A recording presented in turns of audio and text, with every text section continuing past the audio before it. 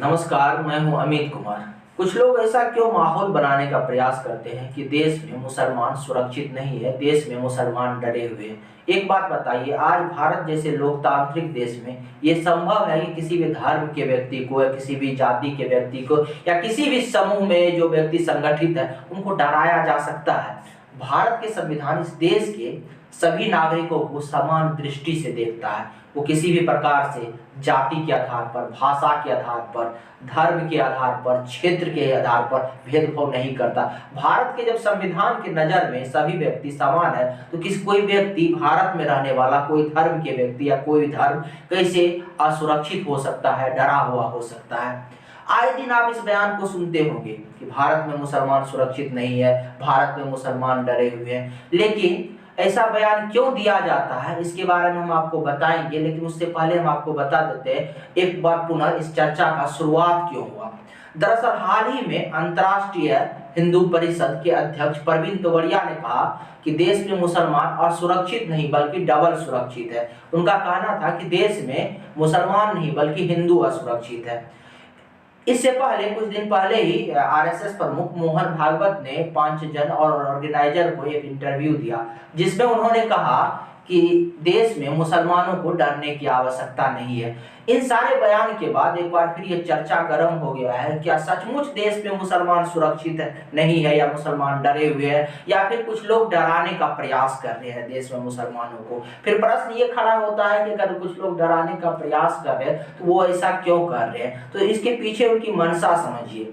जब कुछ लोग इस प्रकार से मुसलमानों को कहेंगे कि आप सुरक्षित नहीं है, आप वर्तमान सरकार से आपको खतरा है, या इस प्रकार के मुसलमानों के अंदर एक डर बनाने का, पैदा करने का कोशिश करेंगे, तो मुस्लिम जो है, जो मुसलमान है देश के, वो संगठित होंगे और संगठित होंगे वो मुसलमानों का ध्रुवीकरण होगा।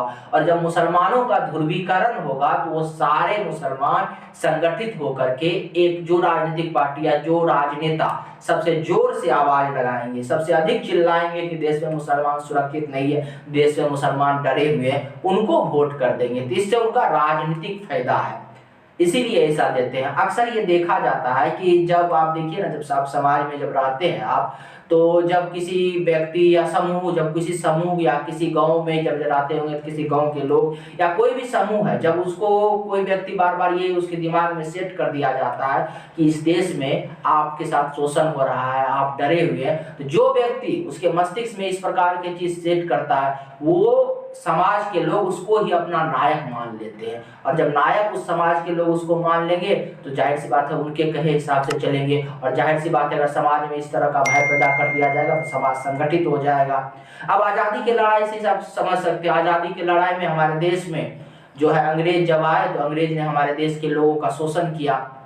तो जो आज़ादी के फ्रीडम फाइटर थे उन्होंने देश के लोगों को जगाया, देश के लोगों को बताया कि अंग्रेज आपका शोषण कर रहा है, अंग्रेज आपके देश का खजाना लूट के आप ही पे अत्याचार कर रहा है। ऐसे इसके बाद क्या हुआ, परिणाम स्वरूप क्या हुआ कि देश के जो लोग थे वो संगठित हुए, और संगठित हुए तो ऐसे जो फ्रीडम फाइटर थे, जो आज़ादी के नायक थे, उनके साथ आए और फिर अंग्रेज वहां से चले गए, अंग्रेजों को भारत छोड़ना पड़ा।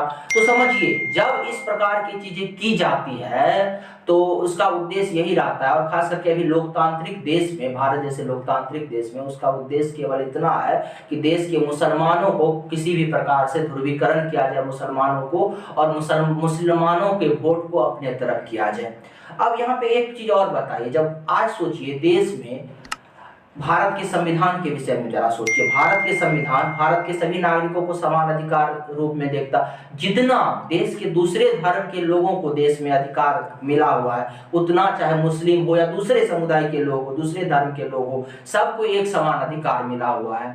और भारत जैसे देश में कहा जाता है जब मुसलमान डरा हुआ है। आज सोचिए भारत जैसे देश में मुसलमानों की आबादी, अगर आप इंडोनेशिया को छोड़ दीजिए तो भारत विश्व का दूसरा सबसे बड़ा मुस्लिम आबादी वाला देश है। इतना ही नहीं, कुछ अधिक भी मिला हुआ। सोचिए मुसलमानों के लिए और भी इसमें कुछ धर्म के लोग शामिल है जिसके लिए अलग से अल्पसंख्यक आयोग बना हुआ है। मुसलमानों के लिए वो अपने शादी विवाह को जिस प्रकार से मैनेज करने के लिए, शादी विवाह के मुद्दों को देखने के लिए उनके लिए अपना एक पर्सनल लॉ बोर्ड है, जो मुस्लिम पर्सनल लॉ बोर्ड के नाम से जिसको जानते हैं। समझिए उनको क्या इस दुनिया में भारत के अलावा अगर मुस्लिम कंट्री को आप छोड़ दीजिए तो क्या आप आश्चर्य, जो लोग पश्चिम का उदाहरण देते हैं, कहते हैं पश्चिम बहुत विकसित है, क्या पश्चिम के किसी देशों में इस प्रकार के अधिकार मुसलमान को मिला हुआ है क्या? इतना वहां पे मुसलमान को जो उस देश के संविधान के हिसाब से कानून है वो मुसलमानों को उस कानून में कुछ अलग से प्रेफरेंस मिला हुआ है, उस देश के दूसरे धर्म के नागरिक के तुलना में नहीं मिला हुआ। आप पूरा दुनिया उल्टा लीजिए, अगर मुस्लिम कंट्री को छोड़ दी, भारत में ये सब मुसलमानों को मिला हुआ है।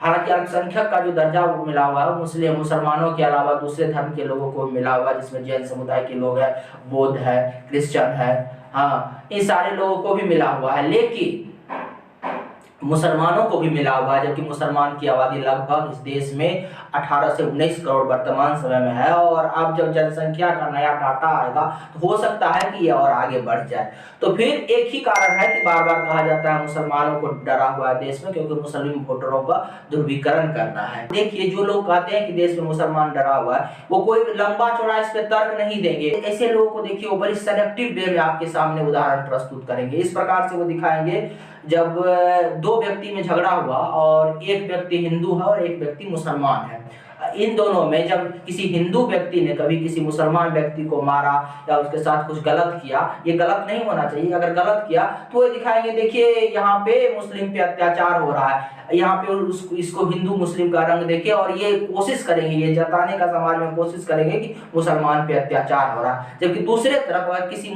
दो व्यक्ति में लड़ाई हुआ और पता चला कि एक मुस्लिम व्यक्ति है और एक हिंदू व्यक्ति है, कभी मुस्लिम व्यक्ति जब हिंदू व्यक्ति को मार दिया तो वहां पे ये धर्म का एंगल नहीं देंगे, क्योंकि वहां पे इनका राजनीति नहीं चलेगा, वहां पे ये मुस्लिम वोटों का ध्रुवीकरण नहीं कर पाएंगे।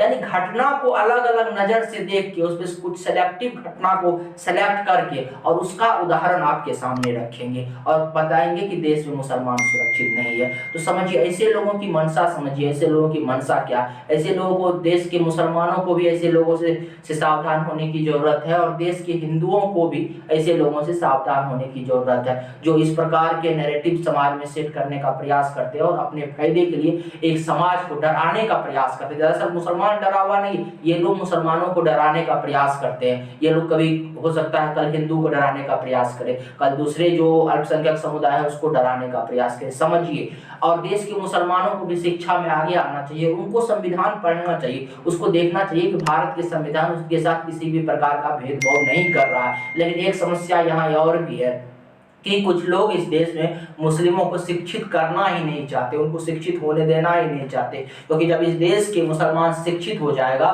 तो वो खुद ब खुद समझ जाएगा कि ये लोग उनको बहला रहे हैं, ये लोग किस प्रकार से उनका उपयोग कर रहे हैं वोट के रूप में। समझिए, अब इस पे देश के मुसलमान हो, हिंदू हो, सबको जागना चाहिए और इस प्रकार के चर्चा से निकल के हमको समुचित भारत का, पूरे भारत के भविष्य के विषय में चिंतन करना चाहिए। अगर आपको हमारी जानकारी अच्छी लगी तो हमारे चैनल को सब्सक्राइब कर ले और वीडियो को शेयर करें। धन्यवाद, नमस्कार।